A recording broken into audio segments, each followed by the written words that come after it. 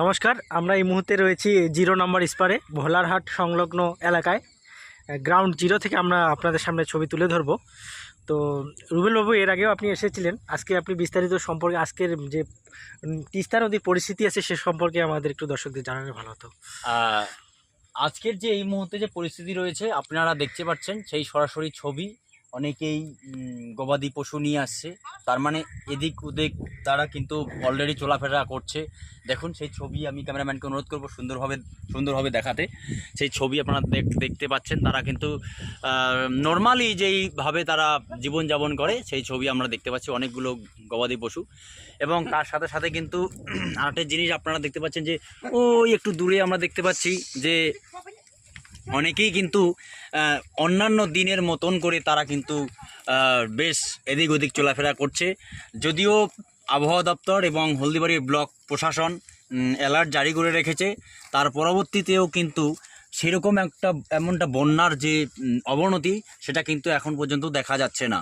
বলতে গেলে এটাই হয় যে সিকিমের যে পরিস্থিতি, সেই সিকিমের পরিস্থিতির পরবর্তী সময় কি নতুন করে আবার গত বছরের মতন করে উত্তাল আকার ধারণ করবে এই তিস্তা, সেটাই এখন দেখার অপেক্ষা। কিন্তু এই মুহূর্তে আমরা যে ছবি আপনাদের কাছে তুলে ধরছি দর্শক, এখানে কিন্তু সরাসরি দেখা যাচ্ছে যে প্রতিনিয়ত যেই পরিস্থিতি আমরা দেখতে পাই জিরো স্পারে, এবং এখান থেকে কিন্তু পাশেই কিন্তু ওপারে কিন্তু মেকলিগঞ্জ এবং 2 কিলোমিটারের মধ্যে এখানে কিন্তু জয় ব্রিজ।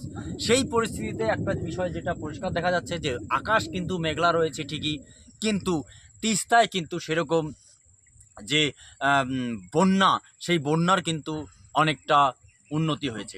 কিন্তু তার সঙ্গে একটা জিনিস জুড়িয়ে দিলেই ভালো হয়, যে একটা সময় আমরা বারবার একটি পলিটিক্যাল ওয়ার্ড আমরা শুনেছি এবং দেখেছি যে যদি তিস্তার জল ছাড়া হয় তাহলে নাকি বলে ইলিশ আসে। এটা একটা পলিটিক্যাল লাইন। যখন দেশের তৎকালীন প্রধানমন্ত্রী ডাক্তার মনমোহন সিং এবং পশ্চিমবাংলার মুখ্যমন্ত্রী মাননীয় মমতা বন্দ্যোপাধ্যায় ঢাকা সফর করেছিল, তখন আমরা কিন্তু ভাবতাম।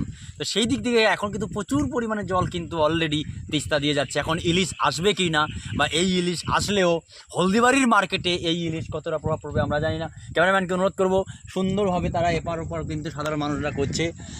সেই ছবি আপনারা সরাসরি আমার ক্যামেরার মাধ্যমে দেখছেন। জিরো স্পার থেকে সেই ছবি আমরা আপনাদের দেখাচ্ছি দর্শক।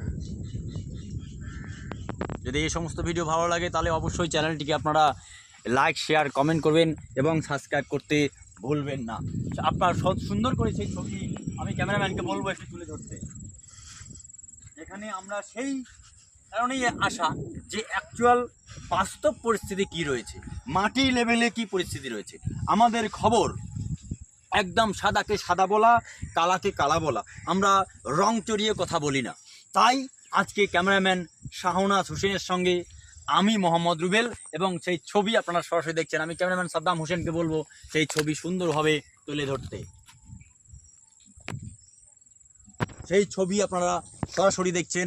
আমি ক্যামেরাম্যান সাদ্দাম হোসেনকেই বলবো, শাহনওয়াজ আলম ওনাকে বলবো যে সুন্দর করে তিস্তার যে বাস্তব যে ছবি, সেই ছবিটা কিন্তু আপনারা সরাসরি আমাদের ক্যামেরার মাধ্যমে দেখছেন। যদি এই সমস্ত ভিডিও ভালো লাগে চ্যানেলটিকে লাইক, শেয়ার, কমেন্ট এবং অবশ্যই সাবস্ক্রাইব করতে ভুলবেন না। এবং ক্যামেরাম্যান শাহনওয়াজের সঙ্গে যে ছবি আপনারা এই মুহূর্তে দেখছেন, সরাসরি ক্যামেরাম্যান শাহনওয়াজের সঙ্গে আমি মোহাম্মদ রুবেল, জিরো স্পার, বেলতলির ঘাট।